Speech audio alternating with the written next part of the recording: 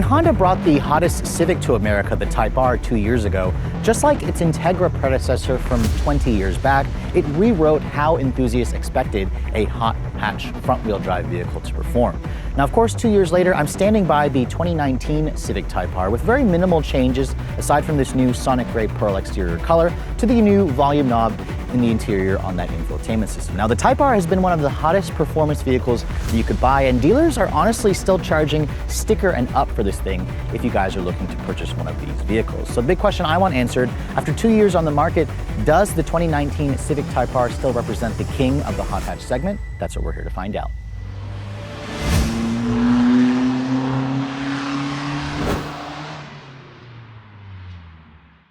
Now, just like any other hot hatch, when you look underneath the hood, this is where you're going to find the most money, because this is essentially why you paid an extra $10,000 versus just a more plebeian regular Civic or a Civic Si, which is honestly more of a mild hot hatch. This is the company's 2-liter turbocharged VTEC double overhead cam 4-cylinder with direct injection. This was basically the first application of this new 2-liter VTEC turbo. We now see variations of this engine in the Accord, in the Acura RDX, and it should start filtering over into other vehicles as well. In the Type R, of course, it makes the most power. It's unchanged for 2019, 306 horsepower, 295 foot-pounds of torque. That power is more than what you get in the Volkswagen Golf R, but less than what you got in the old Focus RS. It's technically one more than what you get in the Subaru STI, although there is a version that makes more power, which I'll hopefully get to review later on. Now, the Type R is only front-wheel drive, which is unlike most of the competition, although you could consider the Veloster N with the performance package competition, but it is down about 30 horsepower compared to this vehicle. It all runs out through a one-choice only 6-speed manual transmission. So again, Honda is saving the manuals if you guys want a manual. And because this car is front-wheel drive, it has a mechanical limited slip differential. It also has its own unique front suspension design from the more plebeian Civics to kind of mitigate torque steer and wheel hop, because remember, this is a front-wheel drive car. Now, because it is front-wheel drive, the car is lighter and it gets more efficient gas mileage numbers versus the competition. 22 in the city, 28 on the highway. And this car weighs around 3,100 pounds. The hood is made of aluminum, and as you guys saw, it has a functional hood scoop. Now, when you shut the hood, the styling, as I said, hasn't changed, so I'll just briefly touch base on the Type R in general and what makes it different. Obviously, I said the hood scoop is functional. The Sonic Gray Pearl color may not be everyone's cup of tea. It's kind of like a primer color, but this is kind of what's in. I love the color of this, although I probably would still prefer the Championship White myself. The grille, of course, is blacked out. You've got the red Honda emblem. Type Rs come standard with full LED headlights, so you also get LED fog lights, LED turn signals, LED low and high beams. The carbon fiber you see here is fake, and there's a lot of fake grill intakes, which I've seen some people actually make these intakes here real. I just wish the Honda had included a couple of more intakes that are real, actually, versus the fake ones that you get all over this vehicle. Some of you may find it to be a little bit busy. Others may find it to be a much more aggressive, especially when you look at vehicles like the Golf R.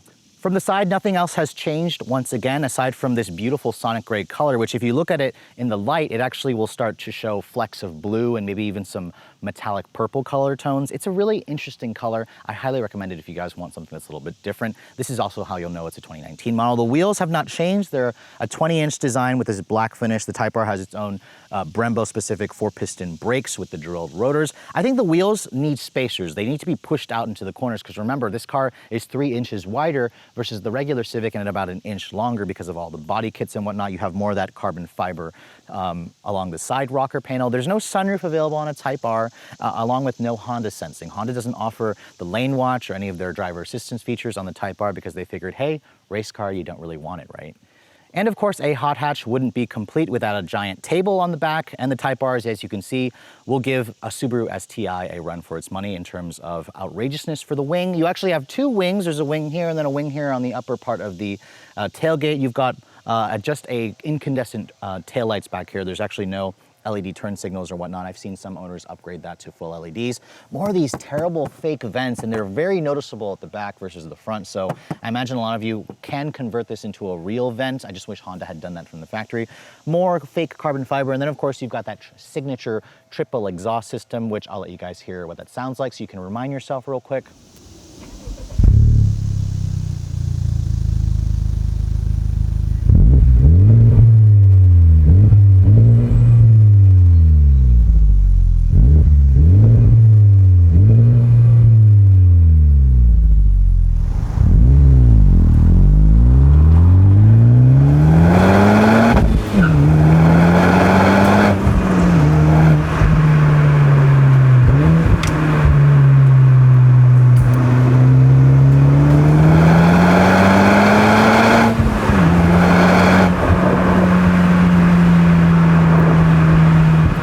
guys heard, the Type R sounds very weak considering the very overt styling of this vehicle. I just think that you're gonna wanna go to the aftermarket if you guys want this thing to actually sound a little bit meaner. Now, being a hatchback, your only configuration for body choice, this car offers about 25 cubic feet of space with the seats up. Fold them down, you get around 46 cubic feet of space. Very good numbers, actually a little bit less than what you got in the Golf R when you fold the seats down, but I can say that this does look like more space initially, especially with the seats up. And you have this pretty cool little cargo cover, which you can move to the other side depending on whatever side you like to pull that thing around. Underneath the floor over here, there is no spare tire. Instead, Honda just gives you a fix-a-flat kit with an air compressor. Now on the inside of the Type R, aside from the slightly updated infotainment system with the volume knob and some additional buttons, there are no changes to report, but just to remind yourself, let's see how the door sounds. It actually has a relatively solid sounding thunk, which hasn't changed from the last time I reviewed this thing. To start it up, push button start.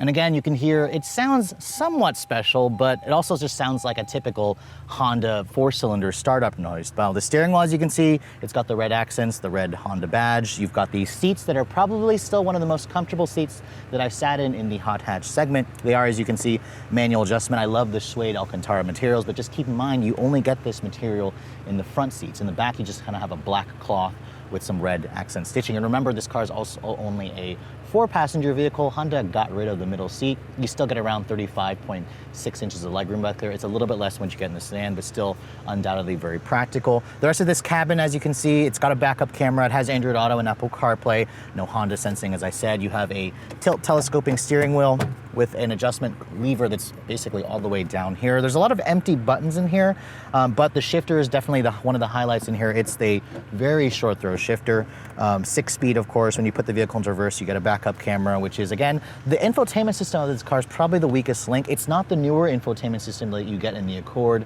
in the refreshed Pilot, and the Odyssey. So I kind of wish that Honda had done that. I mean, sure, they added this lovely volume knob here with the hard buttons. You still got dual zone climate control, but this will kind of remind you, if you sat in the newer Honda products, that this is the older platform or the older infotainment system, which is horribly laggy at times, especially when you are trying to use the Apple CarPlay. I just found that it froze my phone and it overheated it. Visibility in here is also pretty good.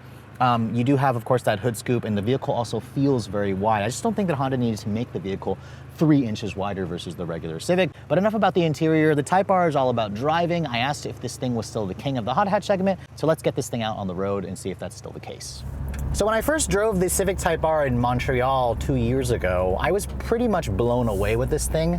And the 2019 model hasn't changed dynamically or underneath the hood, and that's really not a bad thing because this car still will impress a lot of people. Compared to a regular Civic Si, the Type R just has a specialness that you won't find in the regular Civic. I mean, really, Honda made this generation Civic so damn good that, you know, if you drive a regular Civic Si versus a Civic Sport hatch, there's not really much in terms of differences. You have to go to the Type R to really feel the racing heritage that Honda has instilled on this car, because it's so overtly stiff, yet it also feels relatively compliant enough to daily drive. Now, granted, it defaults to sport. I switched it over to comfort. This is the crappy road that I always drive on where I test the ride quality. And I have to say, the Type R, it feels like the last Golf R that I drove when I go down this road. Of course, you do have those very skinny sidewall tires, which makes me not want to actually hit some big potholes in this thing. So make sure you guys get the wheel and tire protection package if you guys actually plan to buy one of these things. But just setting off, I asked earlier, is this thing still the king of the hot hatch segment? And it's pretty easy to see that this thing still feels like the king of the segment, just because of how, you know, good this car feels. It's so incredibly well-rounded. It'll impress a lot of people who've never driven a Type R Honda before. Now, of course, the $1,000,000 question, this is front-wheel drive. How bad is the torque steer in this thing when you really start getting it going? Now, of course, with a front-wheel drive car, there isn't really much to launching this thing. I mean, yes, you turn off the stability control, you put it into its R+ mode. When you put the clutch in, put it into first gear, and floor the throttle, it'll settle the revs at around 3,500 RPM. Some wheel hop. but no torque steer, as you guys saw. I wasn't really holding the wheel all that much. The wheel hop does sound pretty bad because it's literally like almost like the car's banging something, like you're hitting a pothole. But once you kind of get past that, the car does hook up very well for a front wheel drive car. Remember, think of the front wheel drive cars like the Mazda Speed 3, the Focus ST, the Dodge Caliber SRT4 that had a horrible torque steer. The Type R has none of that, and it really will shock you into thinking what the limitations are for a front wheel drive car. I mean, Honda's really kind of playing with the laws of physics with this car. And it takes just one quick drive to feel that in this vehicle. Now, one thing about the Type R that is so impressive is just the overall livability of this thing. I love the seats. They're incredibly comfortable. They hold you in place. They're still one of the best seats in the segment. The visibility in here is also not bad, but you do have to get used to how wide this vehicle feels. There's no Honda sensing, as I said, in terms of driver assistance. And I think Honda should have added that for 2019. I know, not everybody who drives a hot hatch wants the driver assistance stuff. For the people who do, they should offer it, as an option along with a sunroof. I'd like to see them offer a sunroof in this vehicle too. This car still has that rev matching 6-speed manual, which is really nice. Floored. This thing is fast. It just doesn't really sound like much. I've forgotten how fast this thing is though. What a joy. What an absolute joy to drive this thing. Ooh. This engine pulls all the way to 7,000 RPM. And I left the stability control on there and it was cutting power slightly. But oh my gosh, what an absolute treat. This car still puts a smile on my face, and it's worth every penny that Honda is charging for this thing. Now granted, I wouldn't have paid $50,000 for this car when it first came out. I would gladly pay the $37,000 that they're asking now for this thing. But it's just, a matter of fact when you're driving the Type R, it just reminds you that you're piloting something special. Now granted, I want more engine noise. The engine just sounds horribly uninspiring. I would like to hear some crackles and pops. Now, some of you don't really necessarily like the crackles and pops, but you have to admire the other brands for, stepping out of that zone and making the car sound a little more special. This just doesn't have any kind of inspiring noises whatsoever. The steering, I do think, is a little too heavy in R+ for daily driving, but when you start finding your favorite back roads, this thing is an absolute ride. Now, I have driven the Type R on track, and I will tell you that it's an amazing track car. Very forgiving, especially if you guys aren't really, the best track driver. If you're a novice driver, you're going to love the Type R on track. It's a front-wheel drive car that has some tendency to do some oversteer when you lift off the throttle and you go in a little too hot, which does make the car more fun, but it also is very easy to rein back in, so the Type R offers that as well. Now, fuel economy, I was averaging around 21 miles to the gallon in mostly city driving. On the highway, this thing will easily do over 30 miles to the gallon, so very good MPG if you guys can control your right foot. And really, I have very little complaints with this car, aside from maybe the lack of tech. The infotainment system is still kind of disappointing. There isn't really much, like in terms of features, like no heated seats, no cooled seats, no sunroof, no power seats. Again, all of that stuff would add weight, and some of you may argue with me that you don't really need that crap, but you can get it in something like the 2019 Volkswagen Golf R that I just drove, which just feels like a more luxurious car. This isn't luxury, but this feels more aggressive. It feels more enthusiastic. So it just depends on your specific taste and what you need your hot hatch to actually perform like. But just keep in mind that this car doesn't beat you up in terms of its ride quality. Despite its very juvenile styling, it actually rides very well, and the adaptive dampers make this thing very livable when you guys are just tootling along to and from work.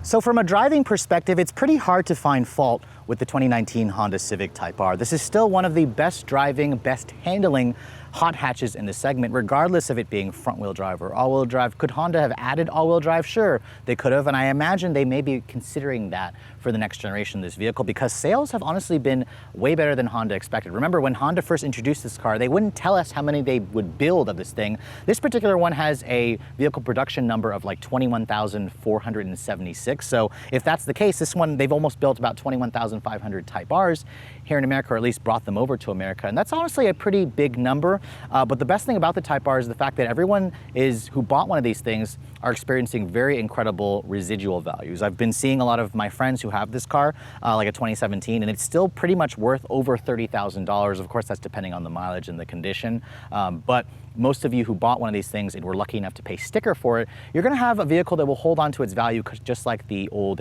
Integra Type R if you guys are looking to pick up one of those. Now, of course, the Type R is not perfect. It's overt, basically rice from the factory look is not to everyone's taste. But if you guys can get past the design, it still, as you guys saw, has incredible handling. It has an actually agreeable ride quality. It's one of the quickest in the segment. The exhaust sounds very weak, but I imagine a lot of you can go to the aftermarket to change that. I just wish that Honda kind of did that from the factory themselves. And then of course there's the pricing of this vehicle, which they have increased over the years. Now the Type R starts about $1,500 higher versus the old 2017 model, which doesn't really surprise me. Honda kind of realized that they charged too little money for this thing, and dealers realized that because they were charging $10,000, $15,000 markups on this thing when it first came out. But with all that said, it's time to give the Civic Type R an RPM rating, starting with the R in redline for real world usage. I'm gonna give the Type R a 7 out of 10 points, simply because yes, it is a hatch, but the back seat and the rear trunk space is not as big as what you're gonna get from some crossovers. It basically matches that of the current Golf R. I'd rate this higher than a Subaru STI or a Veloster N because you do get the back seat and the cargo area. Now moving on to the E in efficiency, I'd also give the Type R a 7 out of 10 points because at 22-28 mpg, it's not really wonderful on the ratings, but in the real world, I was getting over 30 miles to the gallon in highway usage with this thing, and I averaged about 21 in mostly city driving. Now moving on to the D in desirability, I would actually give the Type R an 8 out of 10 points, simply because this is definitely still a very cool car. Regardless of whether you like the styling or not, people look at this thing whenever you drive it, and they look at it much more versus a Subaru STI or a Golf R. The Veloster N is probably high up there as well, only because it's very new, but this car will still turn a lot of heads, so I'm gonna give it a higher score on the desirability factor scale. Now moving on to the L in redline for longevity, this is a Honda. Hondas always have a very strong reputation for reliability, and this also has a manual transmission, so I'm gonna give this a 9 out of 10 points, simply because I don't expect any issues to be going on with the Type R. Now, of course, there were earlier models that had that third gear crunch problem where it couldn't go into gear very well. But again, that's kind of has to do with buying the first model year of vehicles. So that's kind of your decision whether you want to wait for the later models to come out or buy one of the earlier models. Now, moving on to the I in redline for innovation, I'd have to give the Type R a 6 out of 10 points for innovation, simply because, I mean, yes, it's a front wheel drive hot hatch. It's the most, powerful, most performance oriented Civic ever. However, there's just not much in terms of safety techs in this car. The infotainment system is definitely behind the times. And once you kind of get past the driving aspect of this car, just how good it is to drive, in terms of the tech department, it's going to leave you feeling a little let down, especially when you drive the new Volkswagen Golf R. Now moving on to the N for need for speed, obviously the Type R is quick. I'm gonna give this an 8 out of 10 points because this is one of the quickest hot hatches in the segment. Even though it's front wheel drive, it smokes the Volkswagen Golf R with a manual, it smokes the Veloster N. A Subaru STI should probably be able to keep up, and then if you guys go for a DSG Golf R, it should be quicker than the Type R, but at 0 to 60 at under 5 seconds, this is definitely one of the fastest in the segment. Now, of course, the last E for expense, I'm gonna have to give this a 7 out of 10 points because it starts at just around $36,230 plus like $1,000 for destination, so you're looking at 37 grand. Now, granted, it is more expensive this year versus last year's Civic and the year before that, but this is still considerably less expensive than an STI, than a Golf R. And really, when you look at the Veloster N, that's kind of the bargain of the segment, but you are down between 50 to 30 horsepower versus the Type R if you guys decide to go for the Veloster N. So add it all up, you get around 44 out of 70 points. That does rank the Type R a little bit higher on my list, but keep in mind that the list is still pretty small right now since I just added the RPM rating. But the Type R, once I start adding all the other hot hatches to it, will probably be at the top of the list because of the desirability, because of the fun factor this thing offers, and just the overall driving feel of this thing. It's still one of the best driving hot hatches in the segment. So I hope you guys have enjoyed my full overview on this 2019 Honda Civic Type R. If you're also looking to see the latest cars I'm testing, be sure to follow me on Instagram at redline_reviews, like us on Facebook, and as always guys, please keep subscribing to the Redline Reviews YouTube channel for all the latest reviews. Thank you so much for watching. I'll catch you all in the next video.